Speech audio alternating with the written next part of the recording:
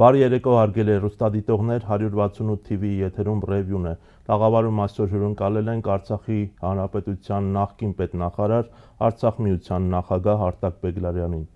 Բարև ձեզ, պարոն Բեգլարյան, շնորհակալ եմ մեր հրավերն ընդունելու համար։ Շնորհակալություն հրավերի համար։ Սկսեմ ընդհանրական հարցից, ինչ վիճակում է եւ ինչ կարգավիճակում է այսօր Արցախի հարցը, ընդհանրապես ինչ խնդիրների է առերեսվում Արցախի հայությունը բռնի տեղահանությունից հետո եւ ինչ խնդիրներ կան, որոնց մասին կուզեիք բարձրաձայնել։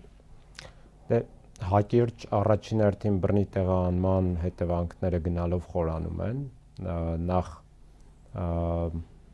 Արցախի օկուպացիան եւ ապօրինի յուրացումը Ադրբեջանի կողմից եւ նաեւ մեր մշակութային հոգեոր ժառանգության ու սեփականության ոչնչացումը կամ յուրացումը,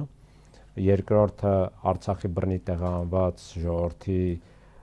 բազմաթիվ հումանիտար, հոգեբանական, սոցիալ-տնտեսական ինքնության խնդիրները ավելի խորն են դառնում, սոցիալ-տնտեսական առումով հատկապես Հայաստանի կառավարության սխալ քաղաքականության պատճառով, երրորդը իրավական քաղաքական տեսանկյունից մեր վերադարձի հարցը դեռևս փակուղում է, հատկապես Հայաստանի իշխանությունների քաղաքական դիրքորոշումները հաշվի առնելով եւ մեր բոլոր իրավունքների պաշտպանության հնարավոր նախաձեռնությունները բախվում են Հայաստանի իշխանությունների պատնեշին, այդ թվում միջազգային հարթակներում, քանի որ իրենք ուղղակիորեն ասում են Փաշինյանի բերանով, որ Արցախի հարցը փակված է եւ հակառակը նույնիսկ Արցախի հարցը իրենք դիտարկում են որպես սպառնալիք Հայաստանի Հանրապետության համար, եւ չորրորդը մենք ունենք նաեւ մեր պատանները Բաքվում, որը ուղղակիորեն էլի մեր հարցի մի մասն է եւ այդ պատանները օգտագործվում են, այսպես ասած, եւ քաղաքական, եւ իրավական, եւ հոգեբանական, եւ ռազմաքաղաքական տեսանկյունից ամբողջ հայ ժողովրդի դեմ, ոչ միայն Արցախի ժողովրդի դեմ, եւ մենք անընդհատ այդ շինծու դատավարությունների ընթացքում տեսնում ենք բազմաթիվ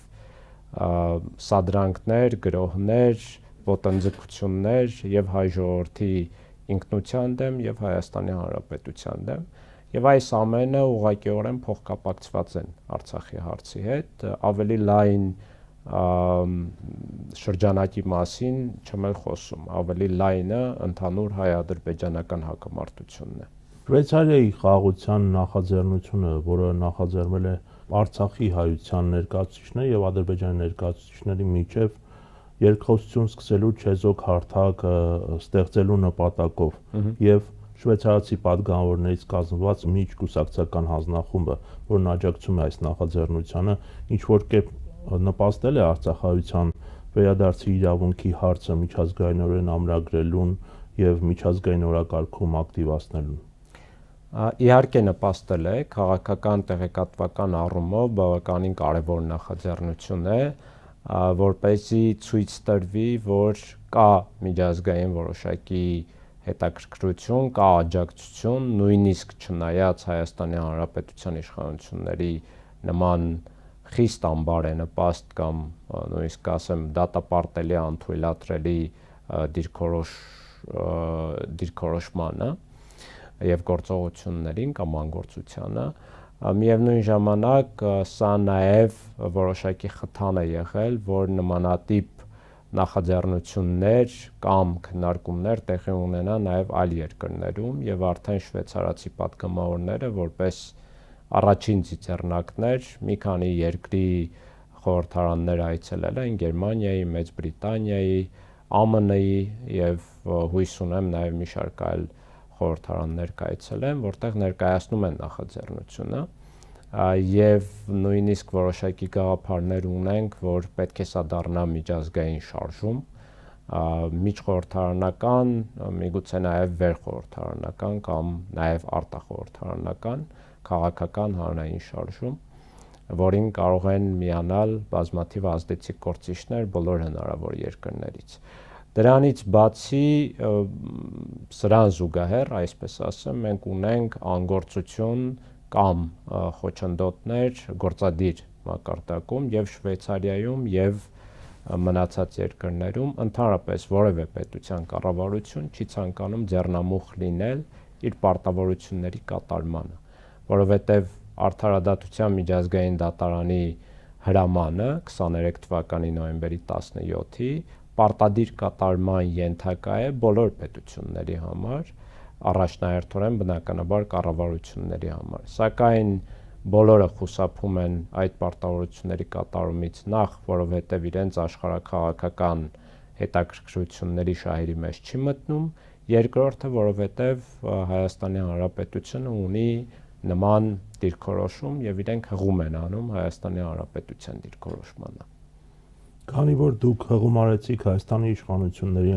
դիրքորոշմանը, թե Արցախի հարցը փակված է, ինչ եք կարծում ԵԱՀԿ Մինսկի խմբի եւ հարակից կառույցների լուծարման մասին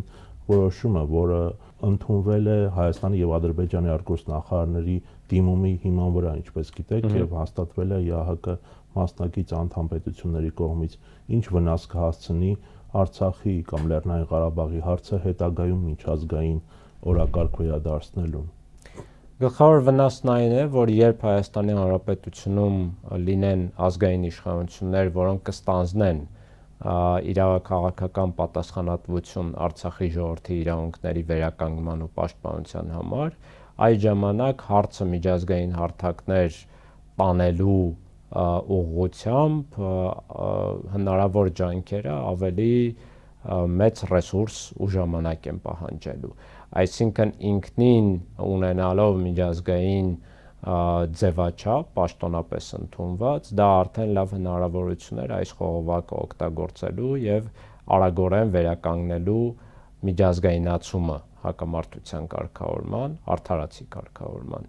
Այս պարագայում արդեն Հայաստանի Հանրապետությունը պետք է լրացուցիչ ջանքեր գործադրի, որպեսզի համապատասխան նոր մեխանիզմներ ձևավորվեն։ Սա է հիմնական վնասը, բայց չենք կարող ասել, որ անդառնալիության սահմանն անցել է։ Անդառնալիության սահմանը կանցնի, երբ Արցախի ժողովուրդը որպես ժողովուրդ վերանա եւ մենք պահանջատեր չլինենք մեր իրավունքների համար եւ մենք ցանկություն չունենանք վերադառնալ Արցախ։ Մնացած բոլոր հանգամանքները, նույնիսկ Հայաստանի Հանրապետության նույնիսկ փաստաթղթավորված դիրքորոշումները ուղղակի հերթական խոչընդոտներն են, որքան էլ ծանր խոչընդոտներ են, բայց գլխավոր գործոնը մեր ժողովրդի առկայությունն ու մեր ժողովրդի կամքի ու իրավունքի առկայությունն է, որը առկա է եւ ես վստահ եմ, որ առկա է լինելու։ Ինչպես եք պատկերացնում արցախահայության վերադարձը Արցախ եւ ինչ մեխանիզմների գործադրման ներքո։ Ես իմ պատկերացումները ունեմ սկզբունքային մակարդակում, թե ինչպիսին պետք է լինի վերադարձը, կարծում եմ չարժե շատ մանրամասների հետևից ընկնել, բայց հակիրճ կարող եմ ձևակերպել, որ նախ միջազգային երաշխիքների ներքո պետք է լինի ու ամենաբարձր երաշխիքների ներքո, երկրորդը պետք է բացառվի ադրբեջանական ցեղասպանական վերահսկողությունը որևէ կերպ, ոչ միայն անվտանգային ռազմական, այլ նաև քաղաքական, վարչական, իրավական եւ այլն, եւ մնացած երրորդը պետք է հարգվի մեր ինքնորոշման իրավունքը, այսինքն մենք ենք այդ հայրենիքի երկրի տերը եւ մենք պետք է որոշենք մեր ճակատագիրը, բայց թե ինչպես եւ այլն այստեղ բավականին շատ բանավիճելու ու քննարկելու հարցեր կան։ Մնացածը ավելի մանրամասների մակարդակում են, որ պետք է քննարկվի եւ հակիրճ ուղղակի կարող եմ ասել, որ պատշաճ միջազգային քաղաքական կոնսենսուսի առկայության պարագայում կամ կամքի առկայության պարագայում հնարավոր է դա իրագործել, ինչպես օրինակ Կոսովոյում են իրագործել, Բոսնիայում են իրագործել, Արևելյան Թիմորում են իրագործել եւ մի շարք այլ հակամարտային տարածքներում են տեղի ունեցել։ Ուղղակի այստեղ պետք է քաղաքական կամք եւ դրա համար անհրաժեշտ, սակայն ոչ բավարար պայման է Հայաստանի Հանրապետության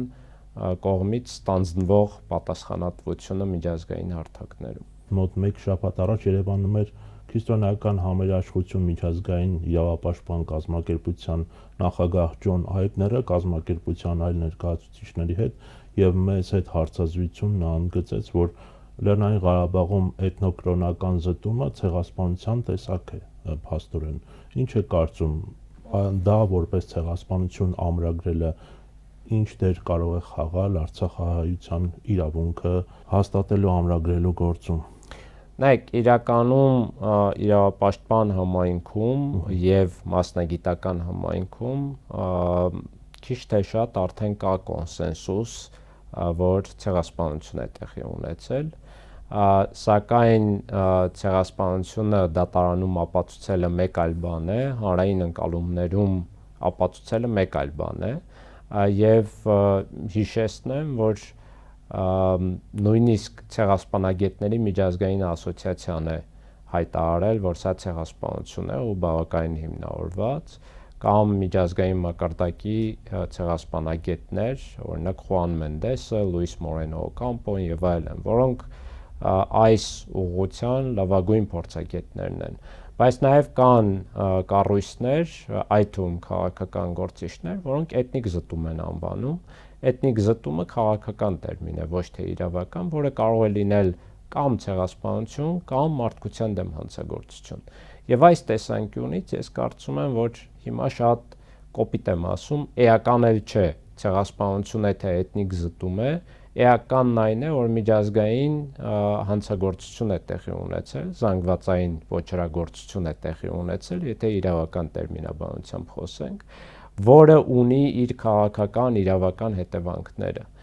եւ պատժի տեսանկյունից եւ այդ հանցագործության հետևանքների վերացման ու արդարության ապահովման տեսանկյունից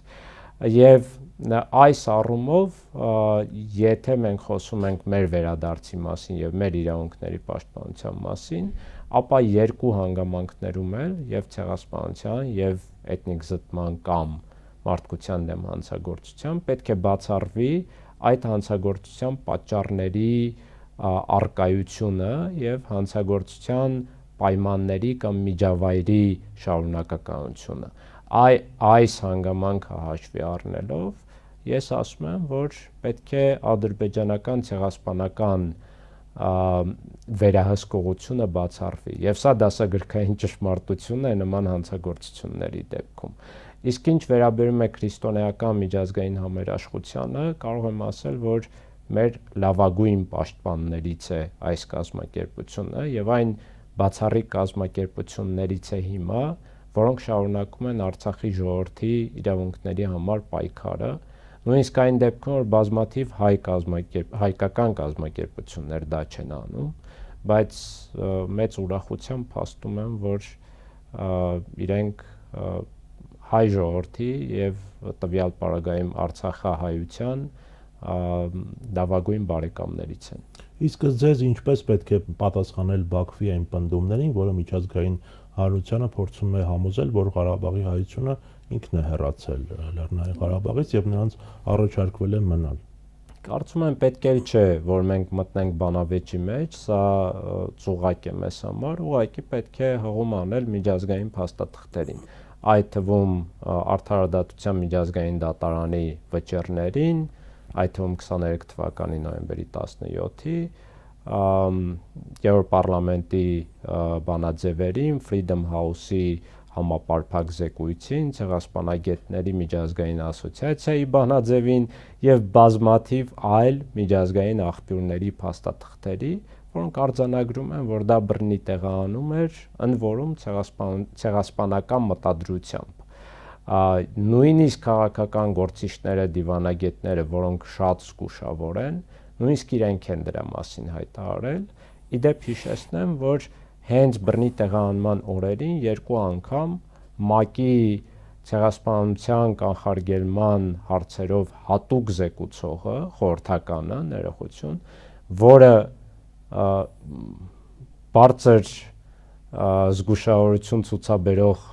ինստիտուտ ու անձ է, նույնիսկ ինքը այդ օրերին հայտարարեց, որ ցեղասպանության մեծ սպառնալիք կա։ Այս սպառնալիքի պայմաններում ինչպես կարող ենք խոսել, որ մարդիկ իրենց կամքով են հեռացել։ Բաքվում պահվող եւ խոշտանգումների ենթարկվող հայ ռազմագերիների եւ պատանդներին ազատ արձակելու եւ վերադարձնելու հարցում ինչ նոր զարգացումներ են եղել վերջին շրջանում եւ ինչ առաջընթաց կա հատկապես Վաշինգտոնում օգոստոսի 8-ին տեղի ունեցած Թրամփ-Ալիև Փաշինյան հանդիպումից եւ հայ գերիների մասին խոսակցությունից հետո ինչ քայլեր են ձեռնարկում հայկական կազմակերպությունները այս ուղղությամբ։ Մեր ձեռնարկումները ավելի շատ ջատագովություն է եւ իրազեկման մակարդակի բարձրացում։ Հենց այսօր մենք Արցախ միությունը գործընկեր մի շարք կազմակերպությունների հետ միասին հրապարակել ենք եւ ուղարկել ենք Եվրոպարլամենտ մեր ամենալայնածավալ համապարփակ զեկույցը հայ պատանների իրավունքների խախտման վերաբերյալ եւ նաեւ կոչ անելով, որ Եվրոխորհրդարանի պատգամավորները անհապաղ կերպով այցելեն Բաքու եւ դատավարություններին ներկա լինեն։ Բայց այստեղ գլխավոր գործոնը եւ գլխավոր դերակատարը Հայաստանի Հանրապետության իշխանություններն են։ Առանց Հայաստանի իշխանությունների ուղիղ կամ ոչ թե կամ, այլ եւ միջնորդավորված քաղաքական, իրավական եւ հնարավոր այլ մեխանիզմների կիրառման ու ջանքերի գործադրման մեր պատանները չեն վերադառնալու։ Իսկ օգոստոսի 8-ի Վաշինգտոնյան հռչակագրի եւ Հայաստան-Ադրբեջան համաձայնագրի, միջպետական համաձայնագրի նախաստորագրման իրադարձությունները լավագույն առիթն են եղել պատաններին ազատ արձակելու, որը չօգտագործեց Հայաստանի իշխանությունը, չհաշված, որ այդ փաստաթղթերում բավականին շատ զիջումներ են արվել Ադրբեջանին, այդ թվում ադրբեջանական միջանցքի պահանջը կատարելով, Մինսկի խմբի լուծարմանը գնալով, բազմաթիվ այլ 907-րդ բանաձևի 907-րդ բանաձևի մասով ամերիկյան սանկցիաների չեղարկմանը համաձայնություն տալով ու բազմաթիվ այլ հանգամանքներ։ Ու այս ամենը տալով ոչինչ չստանալով, սա պետք է ուղղակի դիվանագիտական ու քաղաքական հանճար լինել նման պարտության գնալու ու խայտառակության։ Իսկ թե Ալիևը ինչ է խոստացել Փաշինյանին կամ Թրամփին պատանների մասով, արդեն էականել չէ, որովհետև մենք բազմաթիվ անգամ ենք տեսել, որ Ալիևը խոստումը դրժել է, ել չեմ ասում, որ միգուցե չի էլ խոստացել։ Ուղղակի ինչ որ ակնարկներ են անում իշխանական վերնախավում, որ իրենք սուսուփուս աշխատում են եւ այլն, բայց եկեք արդյունքներով չափենք։ Արդյունքը չկա։ Եվ մենք տեսնում ենք, որ Ադրբեջանը ու Ալիևյան ռեժիմը անում է այն, ինչ ցանկանում է, իսկ Հայաստանի իշխանությունները նույնիսկ միջնորդներին չեն խնդրում, որ իրենց լծակները կիրառեն, որ գոնե այս հումանիտար հարցը լուծեն։ Դες ձեզ ինչու Նիկոլ Փաշինյանը չի փորձել լուծել կամ չի բարձրացրել հայ ռազմագերիների հարցը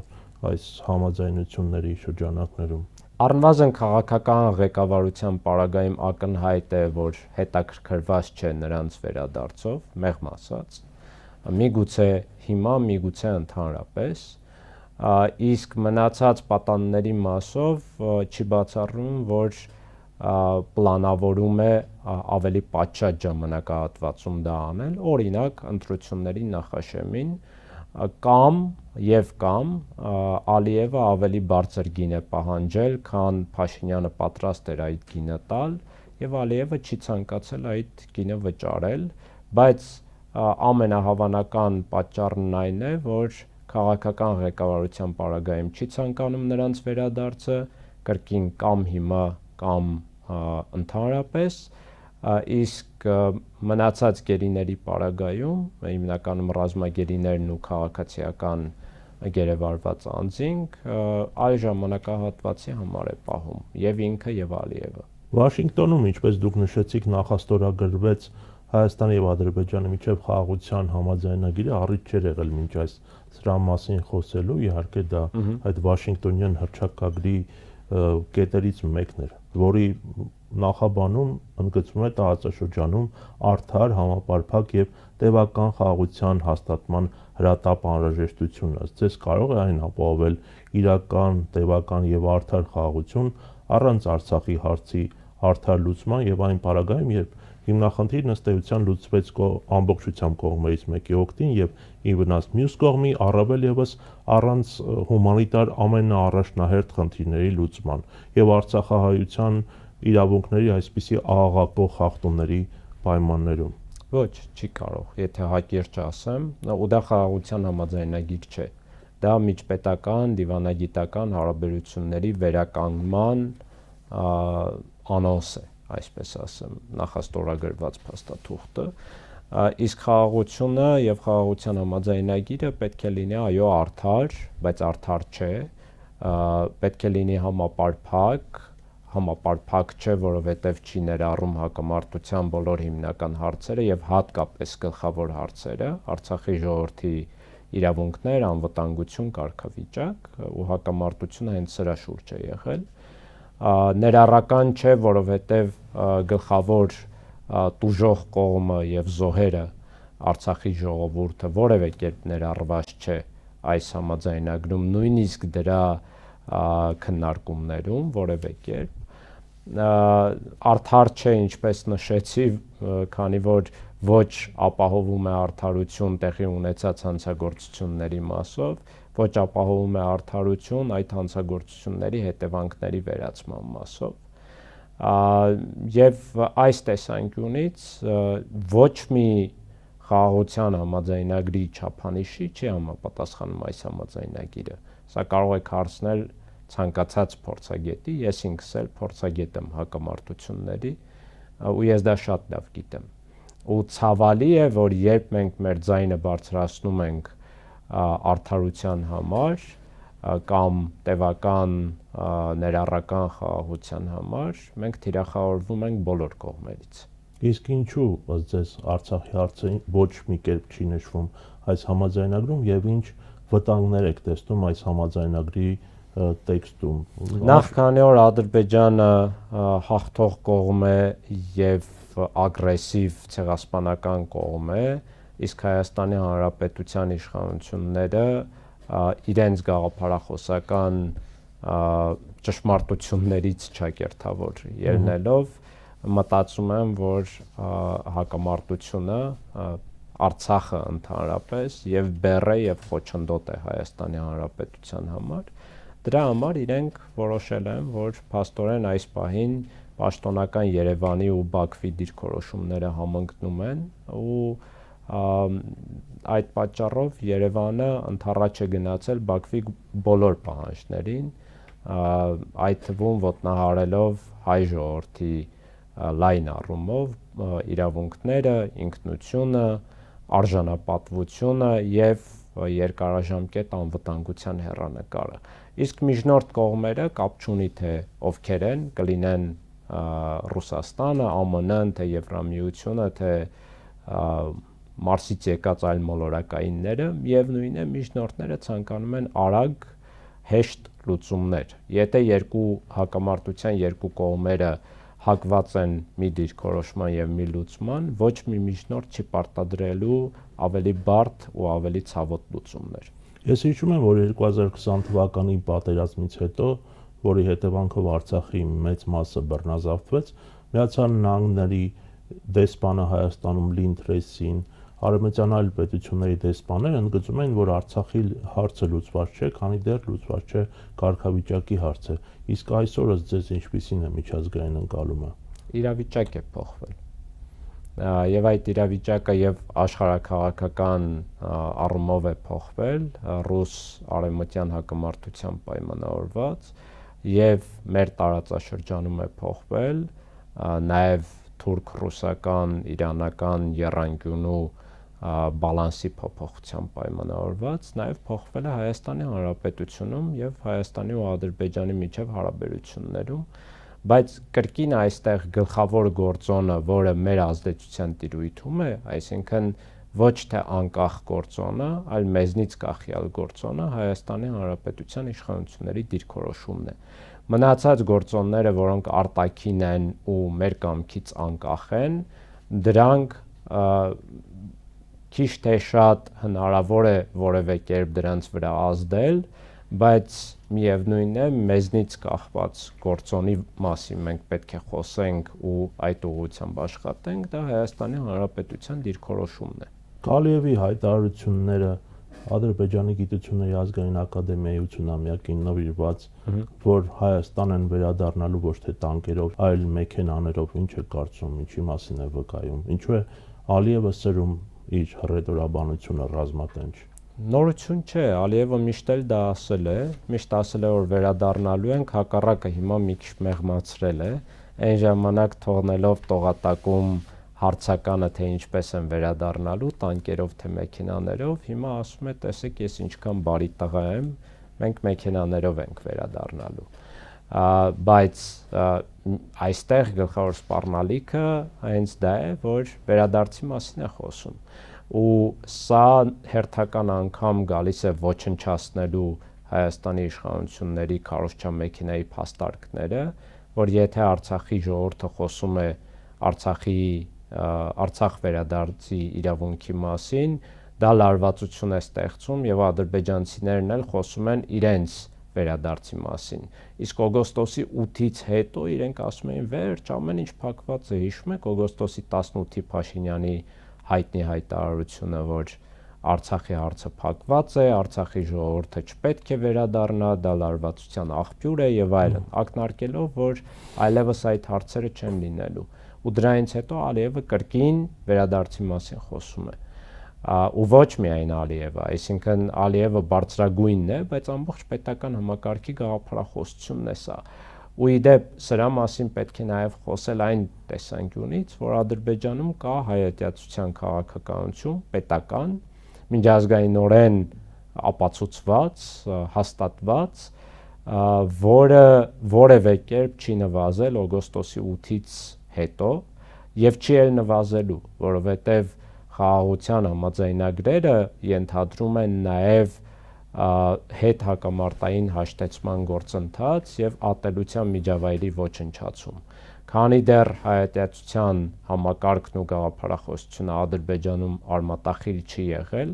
տևական ու արժանապատիվ խաղաղություն չի լինելու, անկախ թե Հայաստանը ու հայ ժողովուրդը ինչքան զիջումներ են անում Ադրբեջանին։ Միայն Արցախն են զիջում, թե Սյունիքն են զիջում, թե Սևանն են զիջում։ Քանի դեռ կա հայ ժողովուրդ, գետ մեկ հայ այս աշխարհում, Ադրբեջանում այս քաղաքականությունը շարունակվելու է, քանի դեռ մենք դրան հակընդդեմ որևէ բան չենք արել կամ Ալիևյան ռեժիմը դրա համար շատ բարձր գին չի վճարել։ Այսինքն դուք կարծում եք, որ առհասարակ Ադրբեջանի հետ խաղաղ գոյակցություն հնարավոր չէ, պարոն։ Հնարավոր է, սակայն արդարության ու արժանապատվության միջազգային սկզբունքների հիման վրա եւ միջազգային երաշխիքներով, ինչու, որովհետեւ մեր միջև ընդգծված դիսբալանս կա, ռազմաքաղաքական, այս դիսբալանսը Ադրբեջանը օգտագործում է մեր դեմ, չհաշված իրենց ավտորիտար ռեժիմի առանձնահատկությունները, ներսում հայատյացության համակարգի անհրաժեշտությունը քաղաքական իշխանության պահպանման համար եւ այլն, սակայն նաեւ իրենք օգտագործում են արտաքին էքսպանսիոնիստական նպատակներով Թուրքիայի հետ միասին եւ այս դիսբալանսը հնարավոր է վերացնել միջազգային հստակ երաշխիքներով, որի փաստաթղթերը, սկզբունքները, դրույթները ամրագրված են միջազգայինորեն, ուղղակի մնում է դրանք կատարվեն։ Կամ Հայաստանի Հանրապետությունը պետք է մեկ օր այնքան ուժեղ լինի, ամբողջ հայ ժողովուրդը եւ այնքան համախմբված լինի, որ ադրբեջանական իշխանությունները հասկանան, որ հնարավոր չէ Հայաստանին ու հայ ժողովրդին հաղթել ռազմական ուժով, բայց տեսանելի հեռանկարում մենք չենք տեսնում այդ հնարավորությունը, այսինքն գոնե առաջիկա տարիներին չի երևում, բայց դա չի նշանակում, որ մենք չպետք է գնանք ուժեղանալու ճանապարհով, ոչ, անպայման պետք է գնանք ու դրա առաջին անելիքը մեր համախմբումն է, առանց համախմբված հայ ժողովրդի, առանց հստակ դիմադրող գաղափարախոսության մենք այս բռնի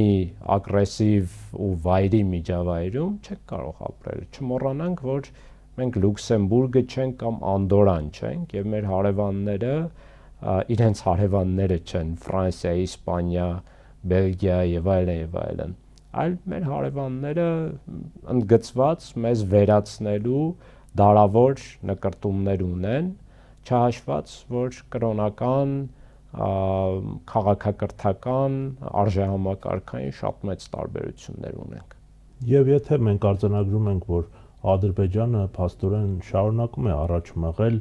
ամենաբարձր մակարդակով հայատյացության քաղաքականությունը, թեկուզ եւ քողարկված այսպիսի խաղաղության օրակարգով, այդ դեպքում ինչպես պետք է Հայաստանը եւ հայ ժողովուրդը վերաբերվի այս պետությանը եւ ինչպես պետք է դիրքավորվի։ Գլխավոր դիրքավորումն այն է, որ մենք ներսից մեր պետությունը ու հասարակությունը չպետք է քանդենք եւ մեր դիմադրողականության ինստիտուտները ու դիմադրողականության արժեքները, հենասյուները չպետք է քանդենք, այլ պետք է ավելի ամրացնենք, իսկ Ադրբեջանի հետ հարաբերություններում այո, պետք է զգուշավոր լինենք։ Ես դրա համար չեմ ասում գնանք վրեժխնդիր լինենք եւ այլն, եւ դա իմ էությունը չէ, եւ դա ընդհանրապես ռացիոնալ չէ այսպիսի իրավիճակում, երբ ամբողջ աշխարհը անցումային իրավիճակում է գտնվում, միջազգային նախկին կարգերը չկան, աշխարհակարգը չկա, իր բոլոր խոցելիություններով հանդերձ որոշակի ստատուս քվո ապահովում էր անվտանգության տեսանկյունից, ապագան չգիտենք թե ինչպիսին է լինելու, եւ այսպիսի ծանր անցումային դժվար ու խարխուլ իրավիճակում եւ արտաքնապես եւ ներքնապես այո, Հայաստանի Հանրապետության ցանկացած իշխանություն որոշակի զգուշավորություն պետք է դրսևորի, բայց դա չի նշանակում, որ մենք մեր իրավունքների կարմիր գծերից ու հիմնարար սկզբունքներից պետք է հրաժարվենք, ոչ։ Հենց հիմա մենք պետք է ամրագրենք, ասենք, մեր կարմիր գծերը սրանք են, մեր իրավունքները սրանք են, ու դրանից մենք չենք հրաժարվելու, եկեք քաղաքակիրթ բանակցենք, լուծումներ տանք։ Հակիրճ սա է հիմնական հայեցակարգը, բայց ես չեմ տեսնում, որ Հայաստանի իշխանությունները այդ ուղղությամբ ցանկություն ունեն գնալու, մի կողմից հրաժարվում են բոլոր հնարավոր իրավունքներից, մյուս կողմից չեն ուժեղացնում Հայաստանի Հանրապետությունը։ Գոնե եթե ասենք սրանով ժամանակ են շահում,